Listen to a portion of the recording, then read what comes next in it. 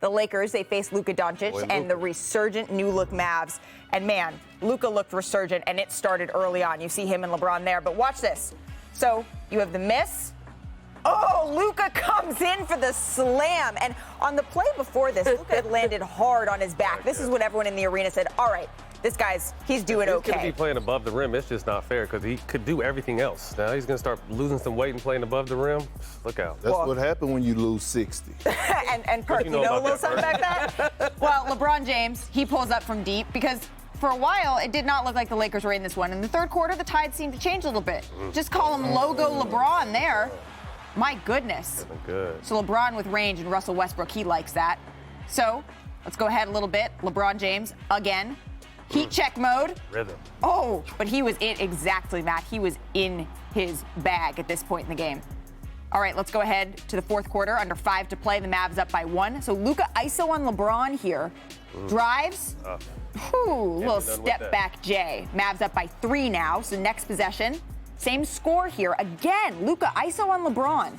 Crosses over. Gets in the lane. Lobs it to Dwight Powell, who lays it in. So then, there's a little bit of a theme developing here. Next possession, Mavs still up 3. Luka, ISO on LeBron again. Luka gets by him again and finishes with the floater. The Lakers were outscored 15-4 in the final 7 minutes, and Mavs win 109-104. Until you stump me out, cut my head off, bury me 12 feet under, then I got a chance. So that's my confidence. Obviously, at the end of the day, we got to come in and win ball games, and we got to play better. But as long as we got more games to play, we still have a chance. So that's my confidence. I hate losing. I feel like poop right now. But tomorrow's a new day, and I'm gonna be prepared and ready for the Clippers on Thursday. But that's my mindset. That's just who I am. All right, poop. Cool. LeBron never wavers when it comes to his confidence, right, Perk? But this is a team sport. Absolutely. So should he be more concerned here, at least publicly? Yeah, he should. And it's not because of his play. By the way, let's put it out there. We all know he's 37 years old, year 19. We get all that. But he's playing basketball at an extremely high level. But he should be concerned because of a 5 of 17 shooting night from Russell Westbrook or a 5 of 14 night from Malik Monk. But then past that, if you look over this past season, guys have really been starting to go at the Lakers and LeBron. We saw Luka last night in savage mode. He was calling LeBron up in the pick and roll to get the switch to actually embrace the challenge and go at him. We saw a few weeks ago with him and Desmond Baines and the Memphis Grizzlies getting into it. So he should be concerned because now this younger generation, they don't give a damn. And I never thought that we would get to this point, but we've gotten here where they're not afraid. They don't have doubt no more of beating a LeBron James team. So, yes, he should be concerned. Well, and Russell Westbrook, he said after the game that he needs to play better, Matt. But what did you see from all of that? My first concern was when I saw LeBron guarding Luka down the stretch. That shouldn't, at this point, their best defender is someone who's 37 years old guarding the other team's best defender. So that was my first concern. I'm like, why is LeBron even on him at this point anyway? So that kind of says a lot about their defense. But I do think LeBron is concerned, but he can't show it.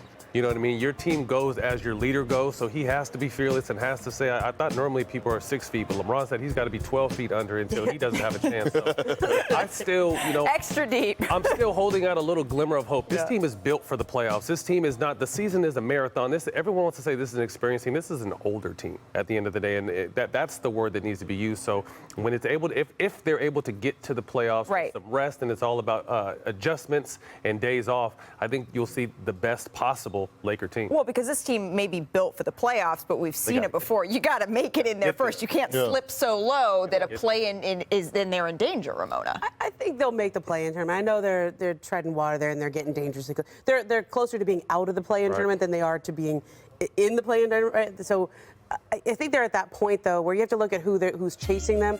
San Antonio's chasing them. Portland, New Orleans, obviously chasing them. But I think they have enough of a cushion there, and especially in terms of the motivation of the teams behind them, they should be able to sneak in there. Right. But what do you want LeBron to say? Right. He's been concerned before. That didn't work. The coaching staff ripped him at halftime in the last game. That didn't work. So try a different tack. And this was a night where the Lakers really competed. They weren't good enough. but you saw them make a comeback. That hasn't always been the case That's right. in this stretch and how poorly they played, especially with a lot of young players. Like, you just can't come out doom and gloom every night. And I think what LeBron was, he knew the group competed. They're they weren't good enough to close the game, certainly, but there's still got to be some encouragement to those younger guys. They're not good enough. Yeah, they were down 21 and came all the way back. That's a good sign. Yeah, Go ahead. But just think about what we're saying right now. We're talking about a team full of veterans, and we actually congratulating them for competing.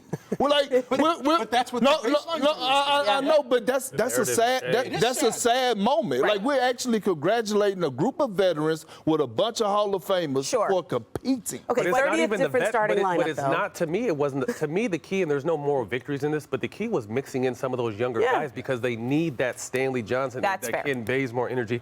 They need, and those guys played early in the season, along with Dwight Howard. Every time Dwight Howard gets put in the game, he's going to get a double-double. So for some reason, their rotation is weird, but I think they need to continue to find minutes for those younger players because the older players don't have that type of energy for the entire game like they used to. Sure.